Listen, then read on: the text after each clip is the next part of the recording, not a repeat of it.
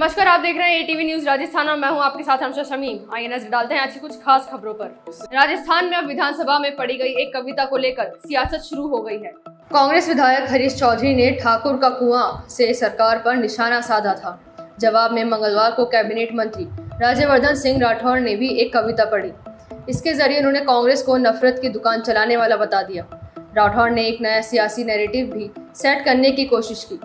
उन्होंने कहा कि महाराणा प्रताप की सेना में राजपूत और जाट दोनों ही साथ थे।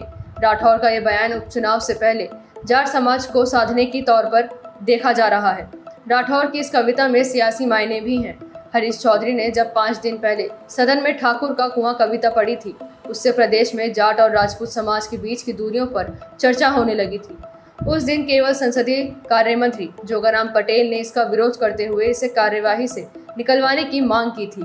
मंत्री राज्यवर्धन ने इस पर खुलकर बोलते हुए सरकार का पक्ष भी रखा। वहीं ये बताने की कोशिश की कि सरकार सामाजिक सौहार्द से छेड़छाड़ बर्दाश्त नहीं करेगी। गहलोत सरकार की 100 बिजली यूनिट फ्री वाली योजना का लाभ नए आवेदकों को नहीं मिलेगा। ऊर्जा मंत्री हीरालाल नागर ने नेता प्रतिपक्ष टीकाराम जूली के सवाल पर ये जानकारी दी। बसपा विधायक मनोज नियांगली के सवाल पर ऊर्जा मंत्री ने कहा कि चुनावी फायदे के लिए कांग्रेस ये स्कीम लाई थी। उन्होंने कहा कि अगर सबको लाभ देना होता तो रजिस्ट्रेशन की बाध्यता रखने की जरूरत नहीं होती। इससे पहले नेता प्रतिपक्ष पर भाजपा विधायक ने सरिस्का क्षेत्र में अतिक्रमण के आरोप लगाए तो जमकर हंगामा हुआ। भाजपा विधायक शत्रुघ्न गौतम ने कहा कि जूली का नाम अलवर यूआईटी के अतिक्रमियों की लिस्ट में है, इसलिए या तो इस लिस्ट को अपडेट करके नाम हटाएं या कार्रवाई कीजिए। दरअसल वन क्षेत्र और नदी के क्षेत्र में अवैध खनन के मुद्दे पर रोज मंत्रियों से सवाल हो रहे हैं। कल भी बीजेपी विधायक केसाराम चौधरी ने मारवाड़ जंक्शन में अवैध खनन से जुड़ा सवाल पूछा था। नेता प्रतिपक्ष टीकाराम जूली ने भी इस मुद्दे पर साथ देते हुए सरकार को घेरा था। नेपाल की राजधानी काठमांडू में एक विमान क्रैश हो गया है। प्लेन में सवार 19 लोगों में से 18 की मौत हो गई है। वहीं घायल पायलट कैप्टन एम शाक्या को गंभीर हालत में अस्पताल पहुंचाया गया है। प्लेन काठमांडू से पोखरा जा रहा था। प्लेन ने सुबह करीब 11 बजे त्रिभुवन एयरपोर्ट से उड़ान भरी। इसके कुछ ही देर के अंदर ये क्रैश हो गया। 9NAME प्लेन शौर्य एयरलाइंस का था। हादसे में मारे गए लोगों में से 17 शौर्य एयरलाइंस के ही स्टाफ थे, जबकि बाकी 2 क्रू मेंबर्स थे। काठमांडू पोस्ट के मुताबिक हादसे के तुरंत बाद पुलिस और फायर फाइटर्स की टीम घटनास्थल पर रेस्क्यू ऑपरेशन के लिए पहुंची। रिपोर्ट्स के मुताबिक एक सुरक्षा अधिकारी ने बताया कि क्रैश के बाद विमान में आग लग गई थी। इसे तुरंत बुझा दिया गया। घटनास्थल से सामने आई तस्वीरों में धुएं का गुब्बारा उठता दिख रहा है। हालांकि हादसा किस वजह से हुआ, इसकी जानकारी अब तक सामने नहीं आई है।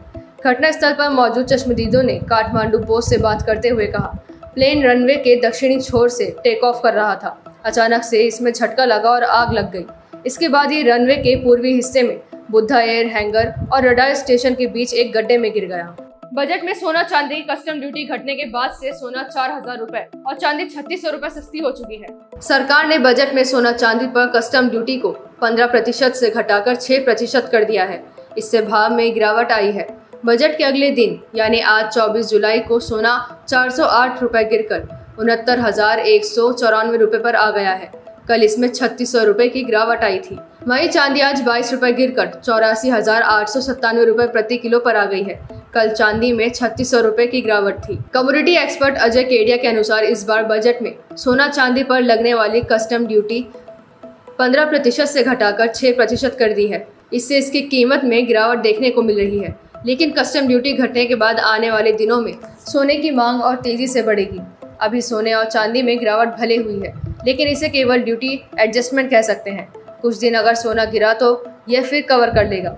अमेरिका में चुनाव और वैश्विक तनाव को देखते हुए सोने और चांदी के दाम अधिक नहीं गिरेंगे। ये खरीद का अच्छा मौका है। ऐसी खास खबरों को देखने के लिए बने रहिए एटीवी न्यूज राजस्थान पर। तब तक के लिए नमस्कार।